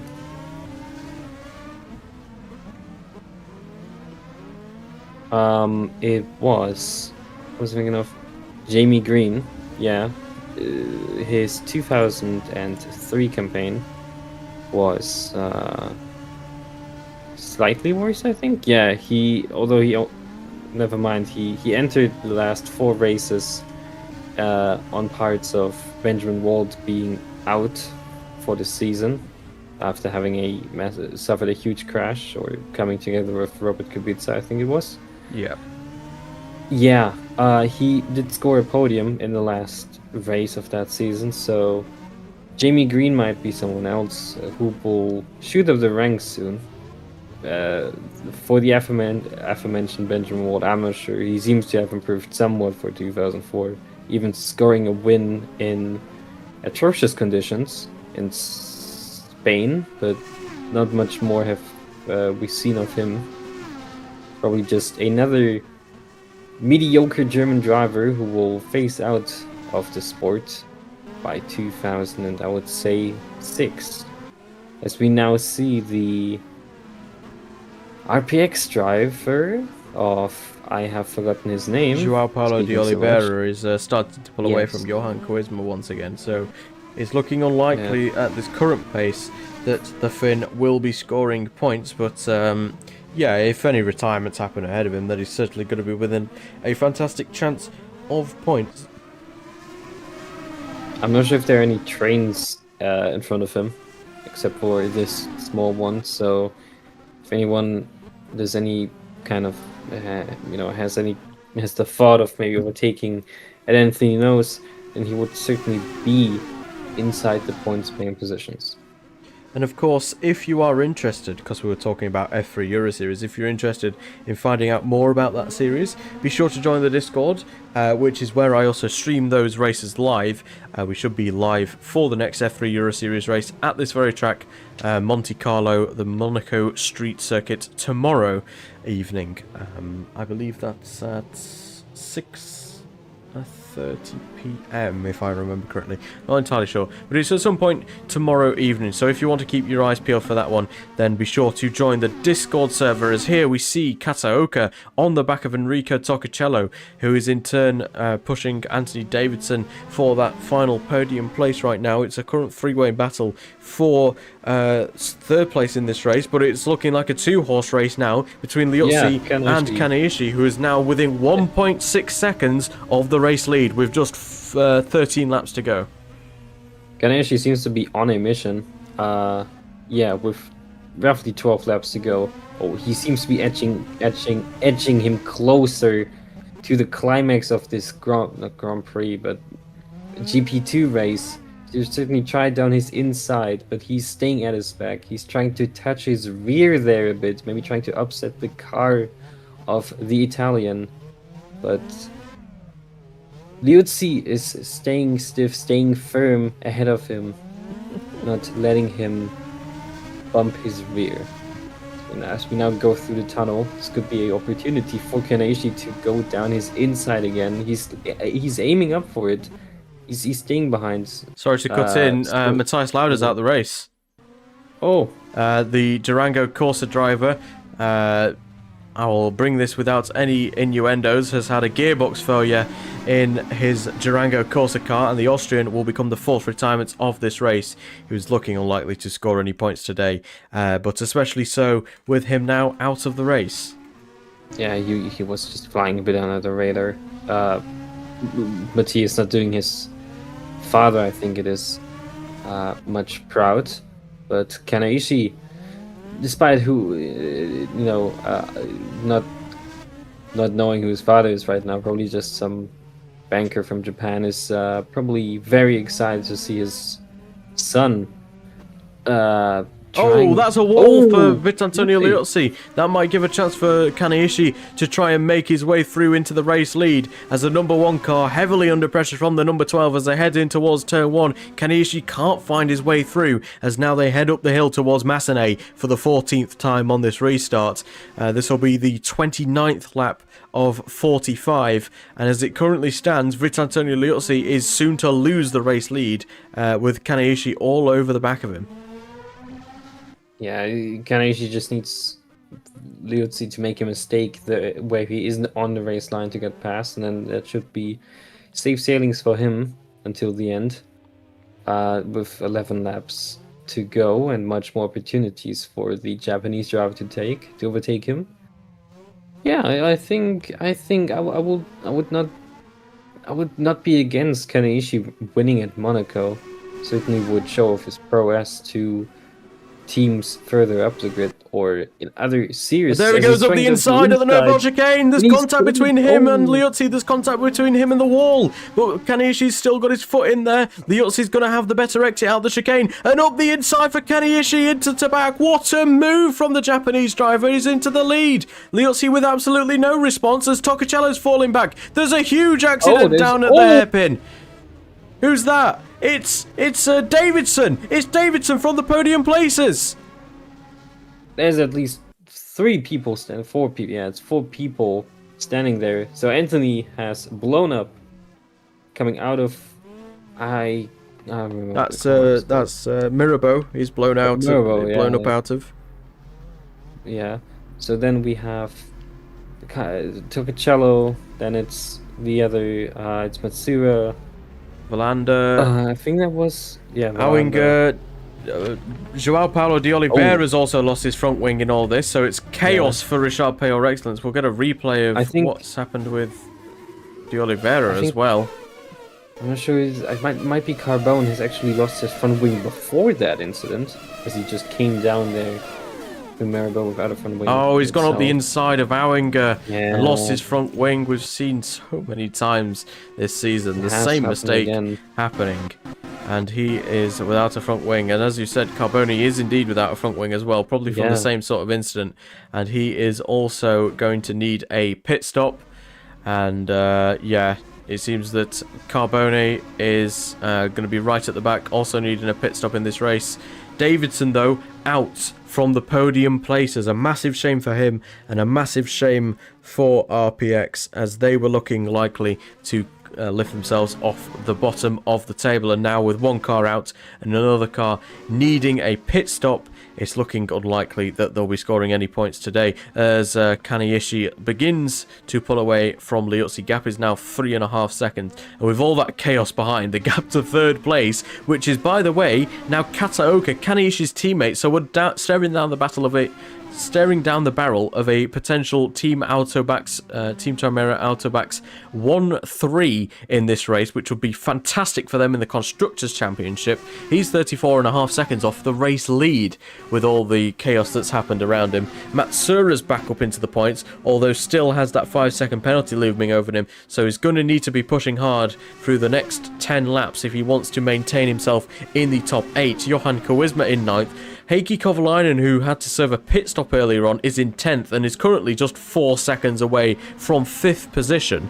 So, yeah, it could be anyone's game as to who could get points in this race. We're now up to 5 retirements in this one, and Vitantonio Liuzzi with no response to now comfortable race leader, Toshihiro Kaneishi, who now rounds the final corner and will cross the line to start his 36th lap, which means 10 laps to go for the Japanese driver.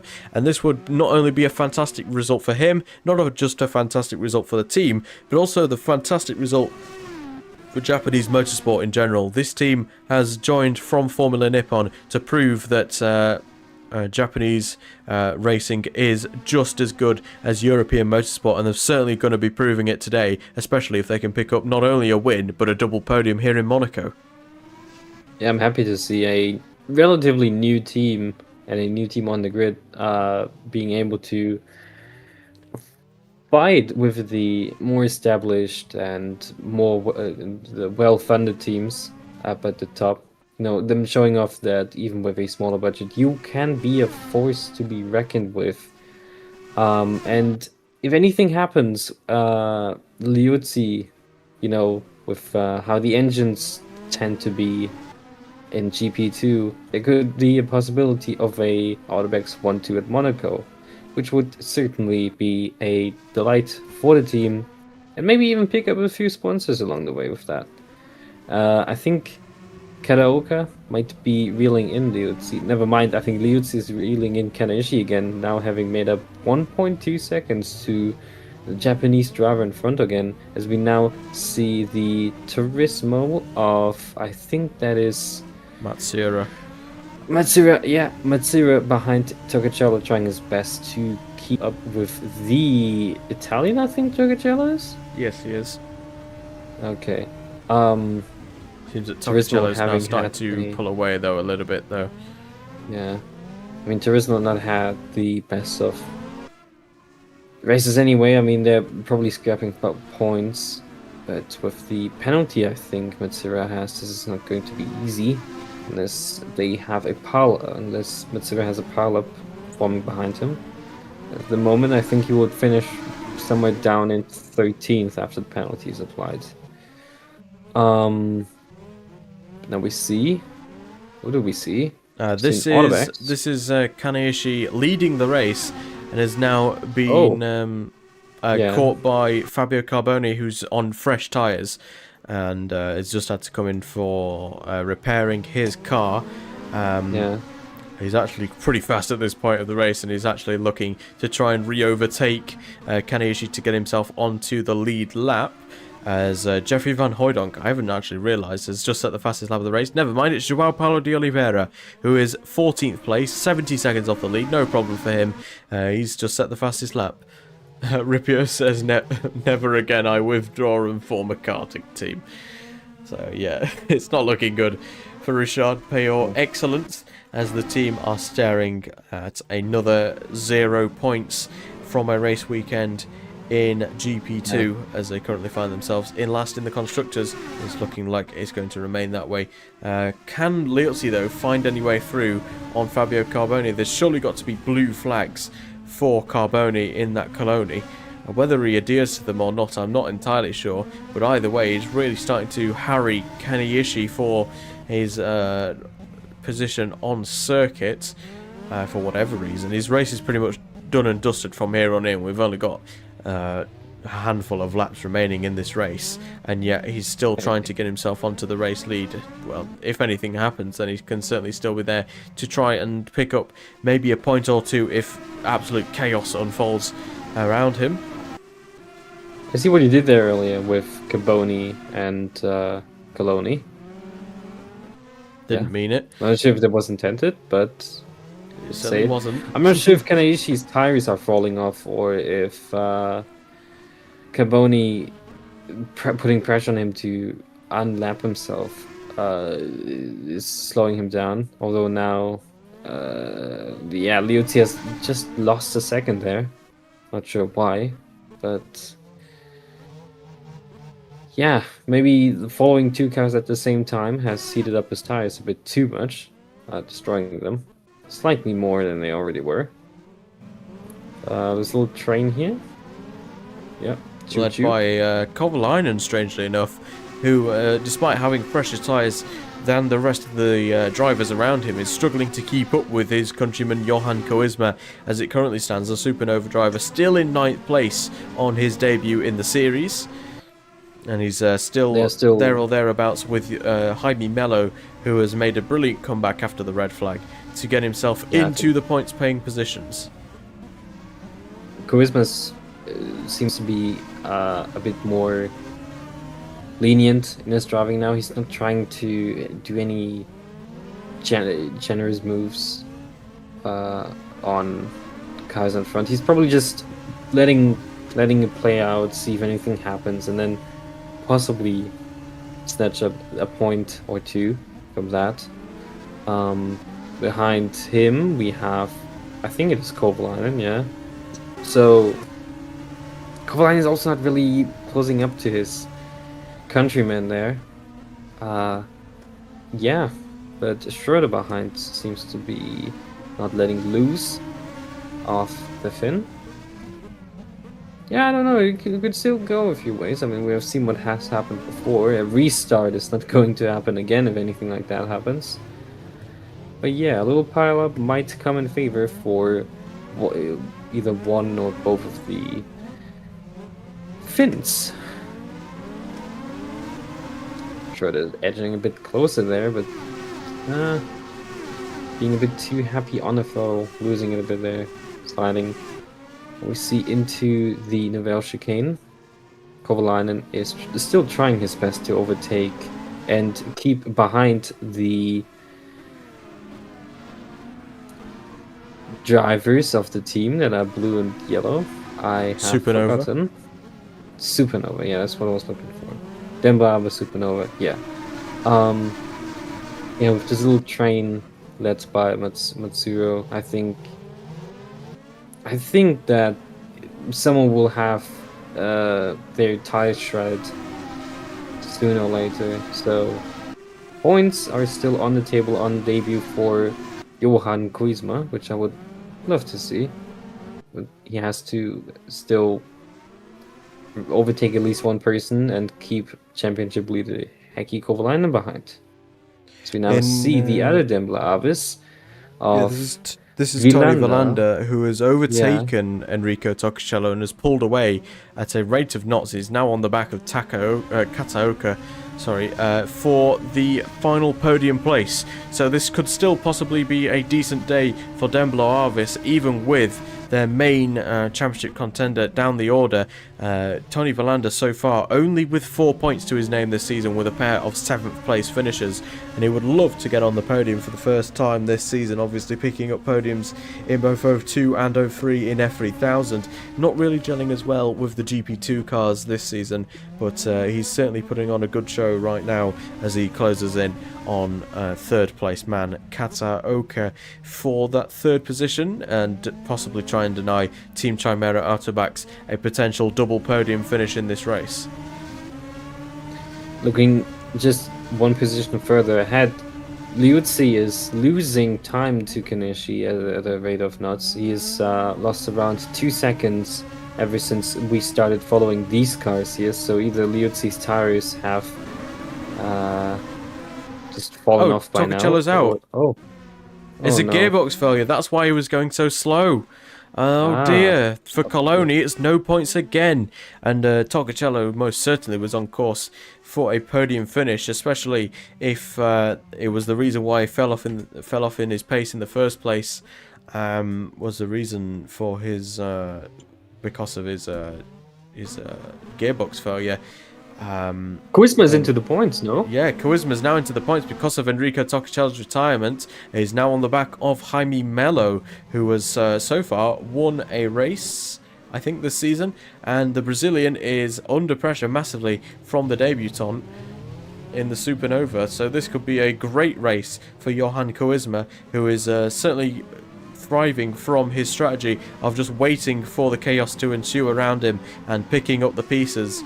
He's now up to 8th position, staying ahead of Heikki Kovalainen throughout these past couple of laps, and is doing a good job so far of keeping in the points paying positions, but this might be the time that he needs to attack with just a couple of laps remaining. He really needs to get past Jaime Melo, who's really struggling for pace at this current stage of the race. The Mirage Motorsport really under pressure from the Supernova driver. Yeah, he's really trying his best there. The train seems to be stretching out a bit more, I think. It isn't as close as it seemed from the other cameras, so maybe that's just a different angle showing it a bit differently. But yeah, Auinger will certainly hope to... not Auinger, who's this? Villander. Villander will certainly hope to overtake Karaoke. He's started to fall off though. The gap's about 3 seconds between the two of them. And I think the most likely overtake is going to be somewhere between Matsura and Auinger for that 5th place, as João Paulo de Oliveira has actually caught back up to this train and is now just overtaken Jeffrey van Hooijdonk for 11th place, the fastest lap holder currently with a 1:27.895 to his name. And we're currently witnessing to see if Kuisma can make his way any higher up the order, but Melo's starting to put the hammer down a little bit and starting to pull away from the car behind, as Auinger trying to find any way through on Matsura. And of course, Matsura with that 5-second time penalty, so this could prove crucial as well to Johan Kuisma to try and get himself into 7th, especially if Matsura falls into the clutches of Auinger and starts battling with the Austrian driver. Yeah, I think from now on it's just a sprint to the race, to the finish line. I mean, I think 2 more laps to go. They will probably try to play tricks on each other. Auinger, no, not it is Auinger. Yeah, it is Auinger. Trying his best to dive bomb Matsura ahead. Well, you'd have to claim that he doesn't necessarily need to do so with the 5-second penalty, and I think the pressure is starting to get to Matsura now as he started to fall back in terms of pace, and what was looking unlikely for Kuisma to stay within 5 seconds of Matsura is looking unlikely that Matsura will even finish in the top 10, maybe even the top 12 as it currently stands, as he's currently sat about 4 seconds ahead of 13th place Jeffrey van Hooijdonk. So this is not looking good for the Japanese driver, who got his penalty for making a collision with Heikki Kovalainen earlier in the race. But as we now make our way up the order for 3rd place, Tony Villander has found himself on the back once again of Kataoka for 3rd. So we'll see if the Japanese driver can remain holding off as Liuzzi's into the pits. Is that gearbox failure? It's a gearbox failure on the It is. penultimate lap for what would have been the championship leader. He was almost certainly destined to get the championship lead from Heikki Kovalainen with a fantastic second place, and now a gearbox failure for Liuzzi means it's 1-2 for Team Chimera Autobacks, unless Tony Valander can prevent it with just 2 laps remaining. I wonder where I don't know, it seems a bit too familiar to me. Autobacks 1-2 if anything happens to Liuzzi. But the good thing is now for Kovalainen is that his championship is not in any great danger, as he would be in the points now, I think. No, Courtney's just overtaking him in the last couple of corners, so Kovalainen is still in 9th place as we head into the final couple of laps. For Kaneishi, though, he's now miles in the lead, 30 seconds in front of anyone else being his teammate. So this is absolute dreamland for the Japanese team, as he now will begin his final lap in a few corners' time. Kataoka now pulling away from Tony Valander in the Demblo Arvis. So this is looking perfect for the Team Chimera Autobacks. I don't think this is the finish, is it? Oh, towards the line? No, it's the final lap now, so one more lap to go for race leader Kaneishi, and he's looking almost certain to score a victory in GP2 for the first time in his career. But doesn't Charisma have a 5-second penalty? And that no, it's Matsura. Kovalainen back? Oh, Matsura. And by the way, Valander's 25 seconds ahead of the next car behind, so... Yeah, but still, Matsura would fall behind Kovalainen, putting Kovalainen back into the points. Anyways, Charisma would be 5th then, I think. He would be, yeah. Debut. So this would be a great debut Monaco. For the Supernova driver. Yeah, implications for the rookie today. He certainly has not put a foot wrong around the streets of Monaco. Yeah, he can be one happy teenager, I think he is at this point. He's 20 years old still. A happy 20-year-old Finn making. But still, there's James Courtney up the inside of Jaime Mello. Contact between the two as they head through turn 1. We'll have a look at that in a second. But now rounding the final couple of corners, Team Chimera Autobacks have come from Japan to the European scene to try and dominate here around the European scene and the world scene of GP2, and they've done so in the fantastic style of Monte Carlo, as across the line for Kaneishi, he's dominated here to take his first victory in the GP2 series. Kataoka should be second, but we'll have a look. Jaime Mello's blown up on the final lap, as predicted by his team boss Casey Kirk. He's out the race, and no points for the way of Mirage Motorsports. Kovalainen's overtaken James Courtney, meanwhile. Further up the road, Matsura's pulling away out the final corner for Kataoka. Up towards the line, it's second place and a 1-2 for Team Chimera Autobacks. A fantastic result for them.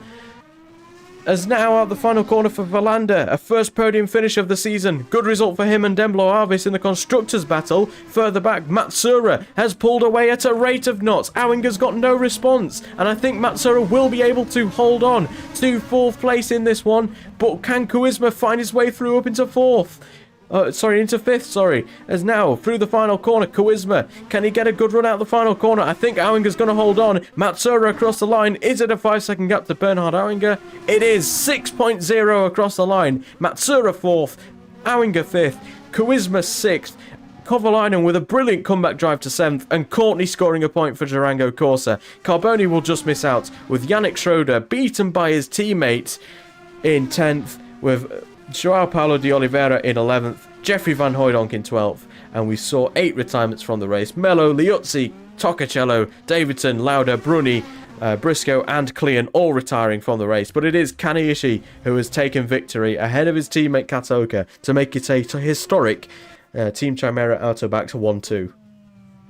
Yeah, I would not take any credits for it, but kind of predicting that this is going to happen like a few minutes ago, and then Casey Kirk predicting his driver to retire on the last lap.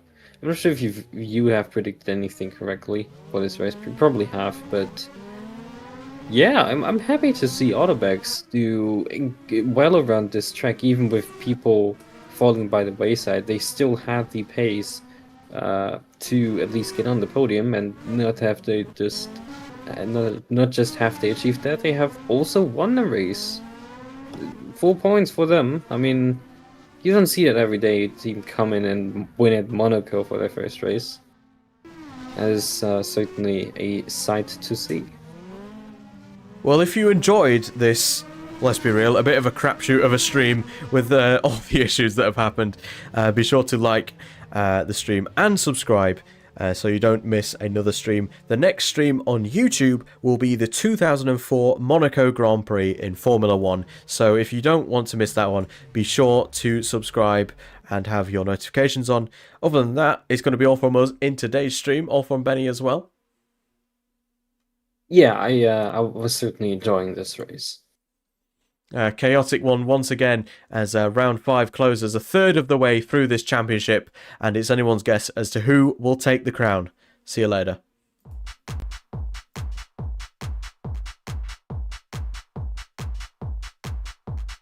Rock to the rhythm, to the rhythm, to the rhythm. Rock, rock, rock to the rhythm, to the rhythm, to the rhythm. Rock to the rhythm, to the rhythm, to the rhythm. Rock, rock, rock to the rhythm, to the rhythm, to the rhythm. Rock to the rhythm, to the rhythm, to the rhythm. Rock, rock, rock to the rhythm, to the rhythm, to the rhythm. Rock to the rhythm, to the rhythm, to the rhythm. Rock, rock, rock to the rhythm, to the rhythm, to the rhythm. Rock to the rhythm, to the rhythm, to the rhythm. Rock, rock, rock to the rhythm, to the rhythm, to the rhythm. Rock to the rhythm, to the rhythm, to the rhythm. Rock, rock, rock to the rhythm, to the rhythm, to the rhythm. Rock to the rhythm, to the rhythm, to the rhythm. Rock, rock, rock to the rhythm, to the rhythm, to the rhythm. Rock to the rhythm, to the rhythm, to the rhythm. Rock, rock, rock to the rhythm, to the rhythm. Rock to the rhythm, to the rhythm, to the rhythm. Rock, rock, rock to the rhythm, to the rhythm. Rock to the rhythm, to the rhythm, to the rhythm. Rock, rock, rock to the rhythm, to the rhythm, to the rhythm. Rock to the rhythm, to the rhythm, to the rhythm. Rock, rock, rock to the rhythm, to the rhythm.